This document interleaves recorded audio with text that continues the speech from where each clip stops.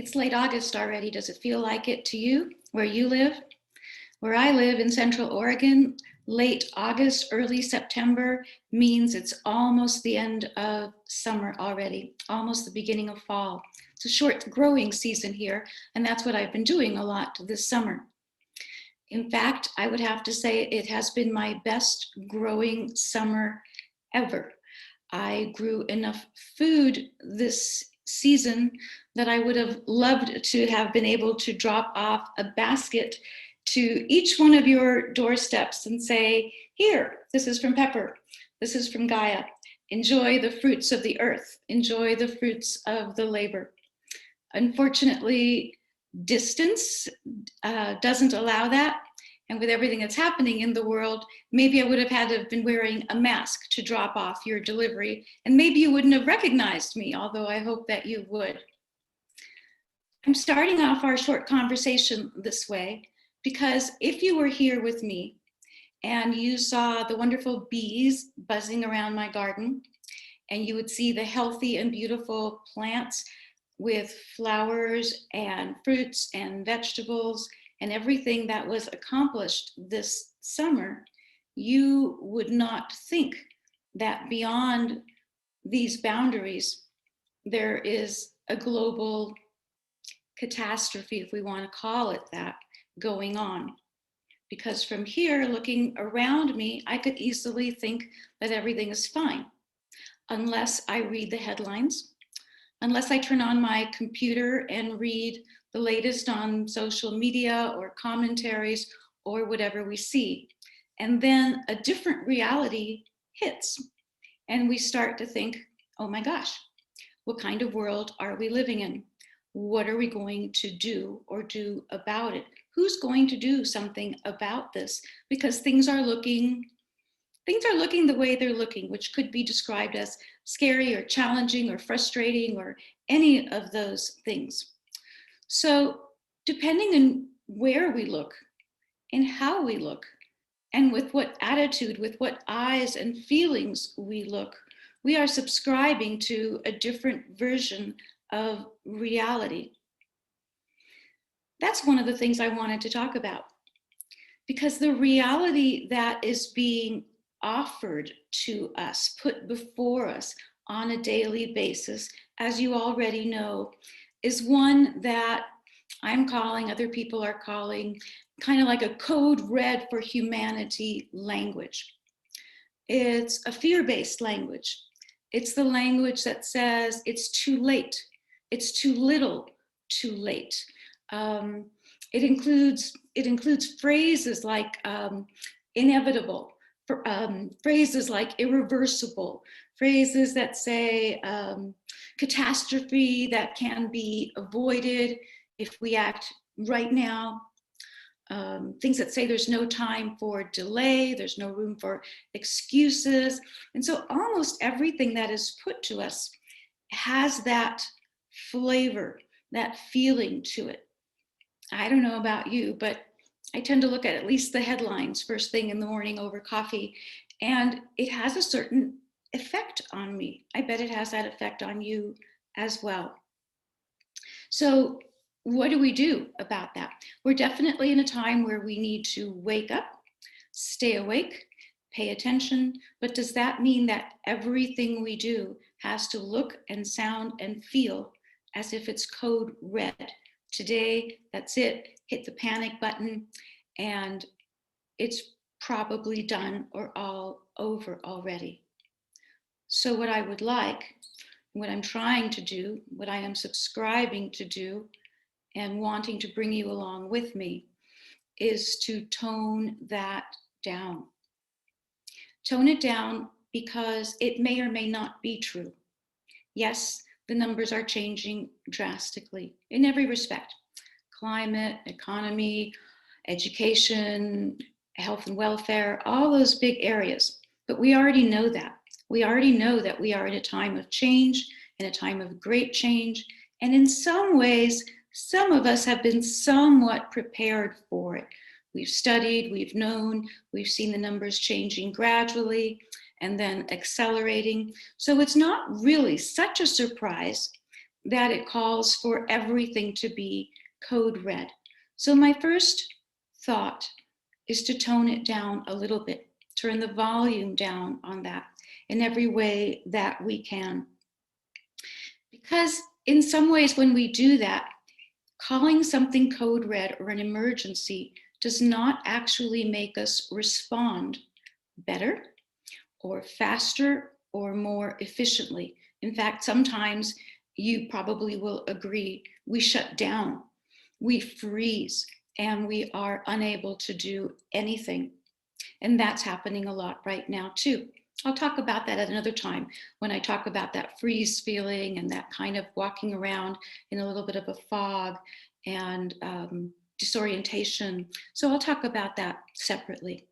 But what is happening right now is that this misdirected effort is in some ways causing some people to say there's nothing really going on and everything is being enhanced or exaggerated. It's causing other people to say it's just too much.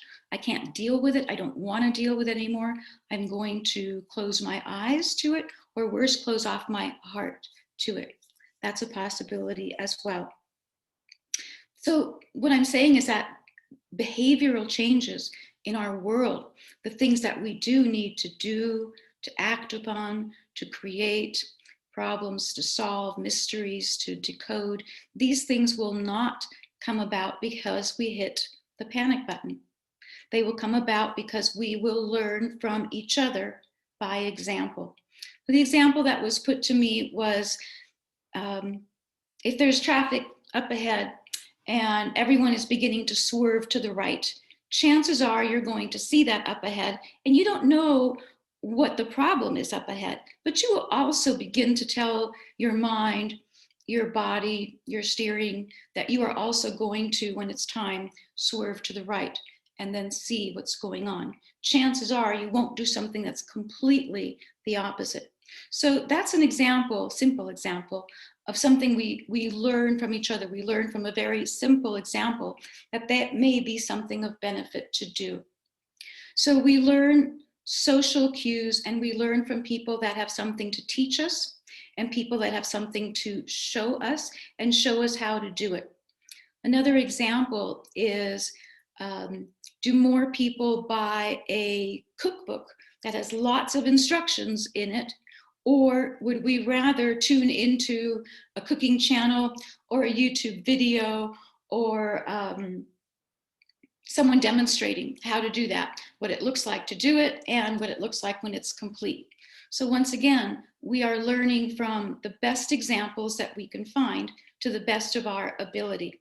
So these are the ways that we can learn and change and begin to shift some of the things that we're doing in our world while we're tuning down. I'm not saying tuning out, because there is some good information out there and we don't need to tune it all out, but we can turn down the volume on most of it while we begin to consider, what do we think?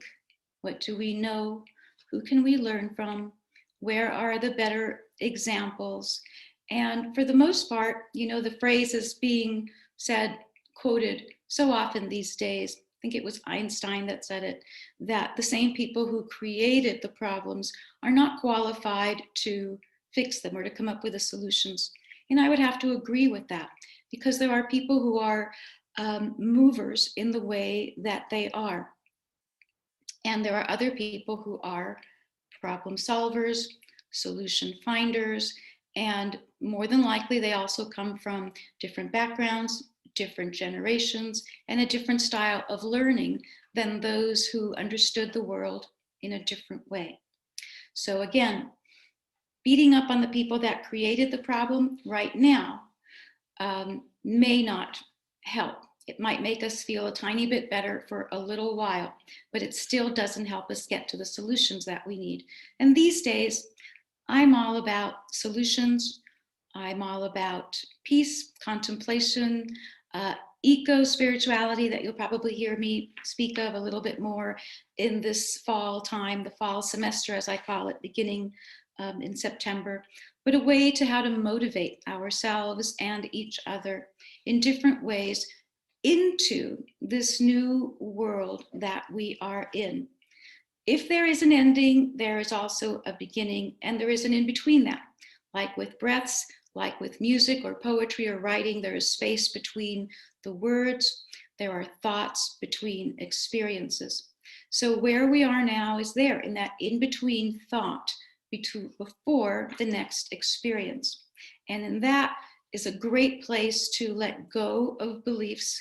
And before we pick up new ones, before someone hands us a new script to pick up on our way into the new world, we can take our time a little bit and consider some new possibilities. And I think that's really important at this time. The example that brought this subject to me wanting to speak to you about it, I think started out speaking about climate change, but it very quickly turned out to this code red way of directing thought and experiences. One of the other negative things that can happen when we go too far into this code red is that unpredictable things happen. Unpredictable change happens if you push people to make a decision or to have a new belief about something that hasn't actually been created yet. And when we do that, there are sometimes unintended consequences. And we're at a time where we can easily use our imaginations to see what kind of unintended consequences can come about, and how easily that could happen. What most people that I speak with these days, communicate with, are looking for is a way to take meaningful action. We always want our lives to matter. We want to know that the things that we do have purpose, that there is energy, an engine driving them, something that is taking us to a destination or several stops along the way that feel meaningful in our life. And so again, this is where we need to look for cues, and I hope you'll agree with me on that. Sometimes, yes, a sense of danger, a sense of impending needing to take action goes a long way.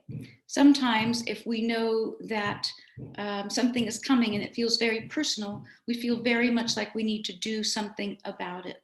But again, what we want to do is do the most reasonable, the most insightful, the most meaningful thing that we can do.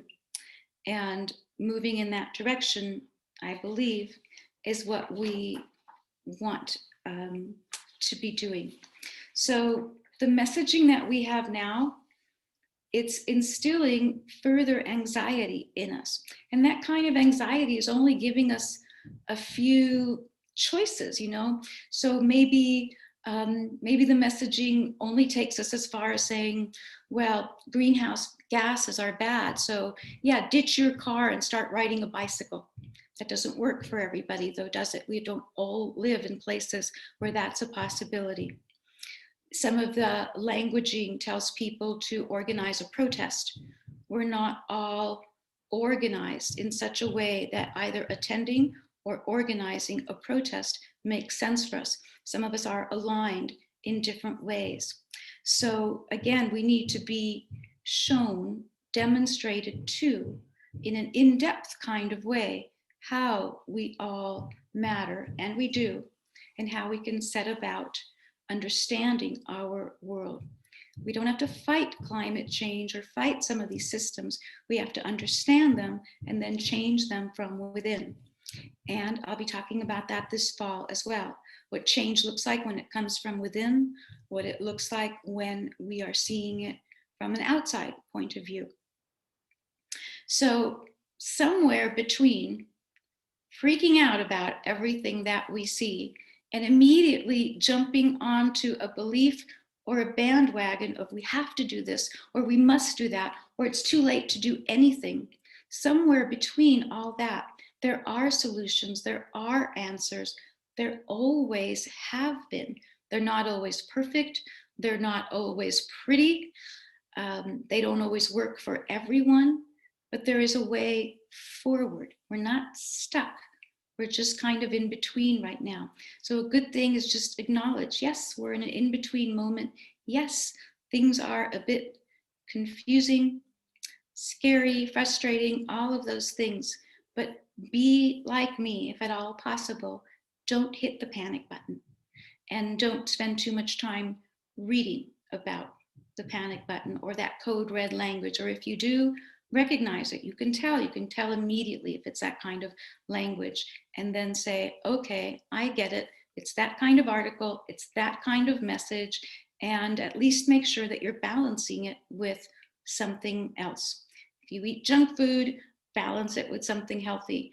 If we're reading too much code red language, balance it with something else, spiritual or earthy, ecological, homey, comfy, any one of those, and you'll make me very happy. So I'm glad to be with you again. End of summer message. I'll be with you again soon. Many blessings.